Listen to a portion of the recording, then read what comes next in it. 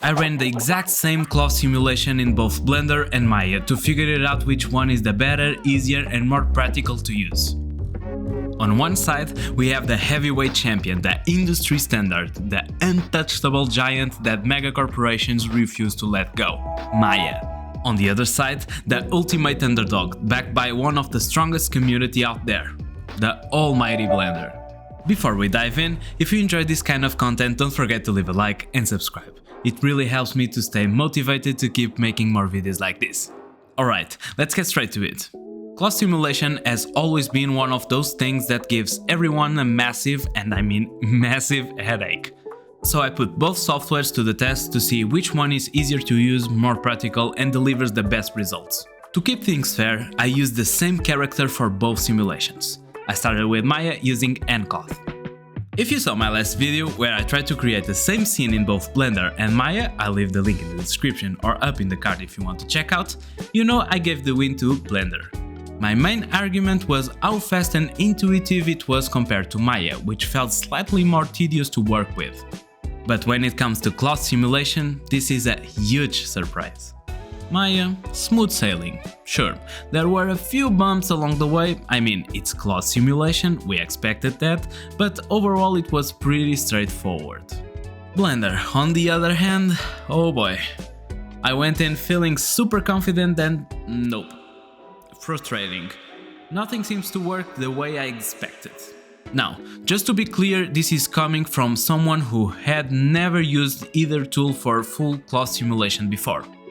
Well, technically I had messed around with Blender for simple stuff like flags, but nothing major. So, let's set the record straight. I'm not some senior cloth simulation manager of directing leads and CEOs, okay? Just a regular guy testing things out. First things first, I set up our character with an animation that has a lot of movement. Of course, I used Mixamo to grab some pre-made animations. And also worth mentioning, I included a T-pose at the start for just a few frames before transitioning into an incredible capoeira animation. So, some things that surprised me about Maya. I was impressed by how fast the simulations loaded. For some reason I was expecting it to crash the second I hit play. The workflow is similar between both softwares, but Maya felt more straightforward and to the point. And I was surprised by the number of presets available in Maya. That's insane. I was expecting this at all. On the other hand, in Blender things took forever. Now, I know what you're thinking. Oh, you probably had some settings wrong or something was messing it up. And yeah, you are probably right. But here's the thing. Setting up a simple collision and cloth simulation in Maya was super easy. In Blender, not so much. You need to be careful with the modifier order, cloth simulation must be at the right spot, and there was a couple of checkboxes you need to toggle for things to behave properly. Again, this is coming from someone who had never done cloth simulation in either software before, and was just trying to figure it out the best approach. There are some terms and features that feel a bit weird for a Blender user, like nucleus for example.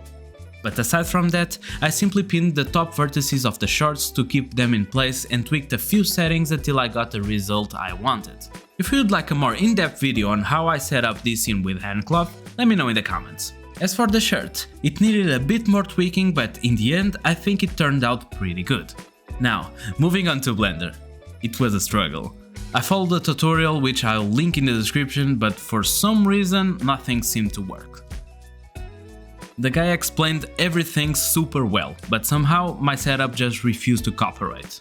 So I kept tweaking settings, running bakes, and let me tell you, the bakes took ages.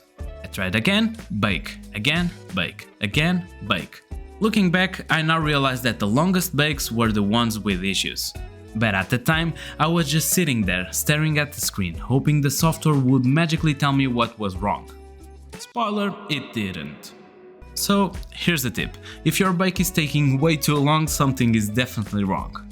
Just like in Maya, I pinned the top vertices of the shorts using vertex groups so they stayed in place. After a few extra tutorials, I finally got it to work. Did I fully understand what went wrong? Not really, but hey, at least it worked at the end, I guess. Then, just like in Maya, tweaking the settings until I found the sweet spot of something that was at least decent. I finally got it. Here they are, side by side. Overall, I still preferred Maya. In Blender the t-shirt looks a bit off around the waist, and trust me, I tried to fix it but no luck. It just looks more natural in Maya.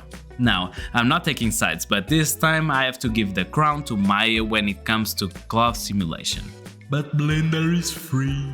I know guys, I know. I use it every day and I love this software and its community with all my heart. The purpose of these videos is simply to compare which software does a specific task better. Last time, Blender won, but for cloth simulation I've got to give it to Maya. I really enjoy making these comparison videos, and if you'd like to see a specific topic covered next, drop it in the comments. And don't forget to leave a like and subscribe to the channel, I really appreciate it.